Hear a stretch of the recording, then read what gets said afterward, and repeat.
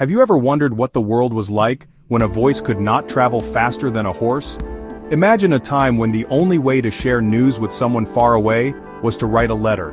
This message would then travel for days, perhaps even weeks, across bumpy roads or vast oceans. This was a world of waiting, a world of patience, where human connection was bound by the slow, steady pace of physical travel. Then, a revolutionary idea began to take shape in the minds of inventors. What if sound itself could be captured? What if a human voice could be sent through a wire, just like a telegraph message? The man who would finally give a voice to a wire was named Alexander Graham Bell. He was not just an inventor, he was a man deeply fascinated with the nature of sound. His mother was hard of hearing, and his father worked to teach elocution and speech to the deaf. On March 10, 1876, a famous accident occurred. Bell spilled some battery acid on his clothes and instinctively called out, "Mr. Watson, come here, I want to see you." In the other room, Watson heard the words, not as a faint echo through the walls, but clearly through the receiver. It was the first time a human voice had ever been transmitted through a wire. The age of instant vocal communication had just begun. The very first telephones looked nothing like the devices we might imagine. One of the earliest designs was the gallows telephone, so named because its shape resembled a miniature gallows frame.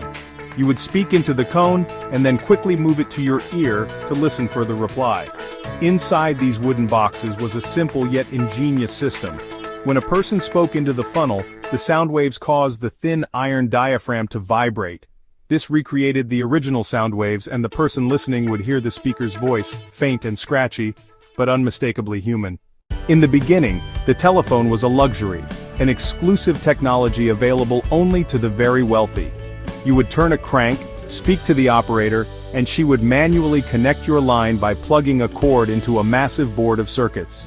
The public's reaction was a mixture of awe, skepticism, and even fear. Some hailed it as the greatest invention of the age.